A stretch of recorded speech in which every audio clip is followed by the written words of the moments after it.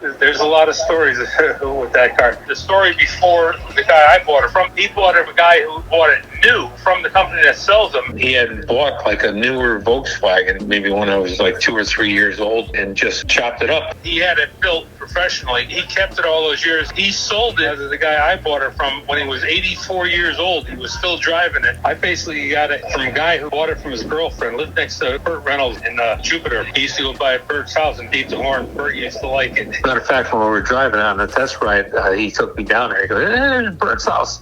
He goes, he hasn't been out a lot lately. That was right before he died. Knew nothing about Dune Buggies. He had no interest in them, but his girlfriend had seen it. He said, oh my God, that's the cutest car in the world. And she said, I want it. They were engaged at the time, I guess. So he bought it for her for a couple of weeks. She said, look, I'm deadly afraid of this thing. I can't drive it. I can't get in it. I can't get out of it. She wasn't able to get the hang of the clutch and everything. And he figured she'd come around and it sat covered up. He'd take it out like once a month just, to keep everything working. And finally, she just told him, she said, why don't you get rid of that thing? He had the car painted from a professional body shop. He paid $3,500 pearl white paint job. Okay. And I had to go through the whole thing, buff it out, and it came back like brand new. I was at that 1974 auto show, the one in Chicago. It's an international show. That one travels, I think it starts in L.A. and then goes to Chicago, then it goes to New York City. My father was big into cars, and he would take me every year to that New York auto show, maybe 20 years of my life at least. I seen that car there, and I couldn't believe it. I said, oh my God, I'm going to have one of those someday, So when I seen the ad, I went up and looked at it. It ran, it had a few problems. Somebody put a clutch in it, the wrong clutch with the wrong throw-up bearing in for a different year or something, and it put pressure on the end of the crankshaft. I bought it for $7,000. A friend of mine was an excellent Volkswagen mechanic. We pulled the engine out. His father was a machinist. His father goes, the end of the crankshaft's not flush with the bearing. That's going to be a problem. If we put a new bearing, it's just going to wear it out. So I said, what do we have to do? Put a new crankshaft? He goes, that's what a normal person would have to do. He goes, but I can remachine the end of that crankshaft. He goes, it's not a problem. He did it for me. It cost me a case of beer, and that was it. The car needed totally going through it, so redid everything it needed, got it roadworthy, and it looks like Dune Baby, it says on the license plate. I still got that plate. That's cool.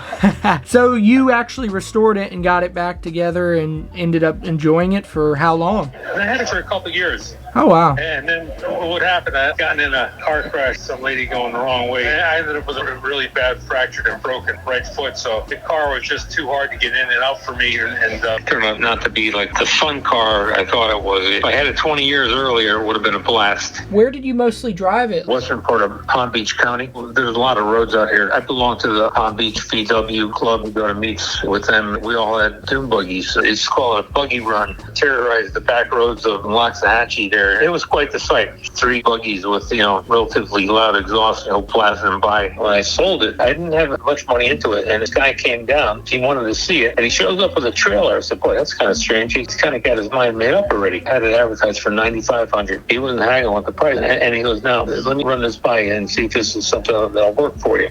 He goes, I can sell my wife's car and give you the $9,500. I was happy with that. He goes, or, told me the story, his wife is partially paralyzed now, and she can't drive at all, and she's in a wheelchair. He goes, I don't need the car anymore. It's almost 2 years old, brand new. It's got less than 12,000 miles on it. Or you can just take that car and we'll do an even swap.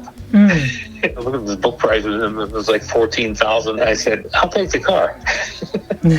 That's cool. So it was a Kia Soul, right? Right. So she was a gold medal Olympic gymnast? Yeah, from Japan. Oh, wow. She was Japanese. Yeah, all that training, she was in really bad shape. My wife still has that car. She loves it. And then he ended up putting it in front of the art store for a while, right? The car was sitting out front. It did have a custom-made Targa top and side panels. Mm-hmm. It was pretty much watertight when you drove it in the rain. When Greg got it, he said the back where the torsion bars go to the frame was like, rotten out there and stuff. He took the body off, and I know he did a lot of work on it. Yeah, wait until you see the video. There's a lot of work that's been done to it. So we don't know who it went to after him. You saw our listing, right? That's how you contacted my dad? I seen his ad when he first got it. He was trying to sell it. Called him up, I think. And I said, hey, does this car have that? He goes, yeah. That was my old car. It sounds like we know the whole timeline of it, except the only people we don't know are whoever's between Robert and us. As you see, the Concept 1 had a very long life through many different hands. Without the help of Frank Hoydick, we would have never known any of this information. So we greatly appreciate him, and I thank you so much for sitting and taking the time with me on 2 separate occasions to inform me on the history of that particular Concept 1. It's very neat to hear of all the different people that owned it, and it would be awesome someday for them to stumble across this video and contact us to share more stories about that Concept 1. Thanks for watching this video. We hope you guys enjoyed it. Stay tuned to see the entire story of the Concept 1 and its history in issue 21 of Volksmania VW magazine. We hope you all had a Merry Christmas and have a Happy New Year. Have a just buggin' of a day.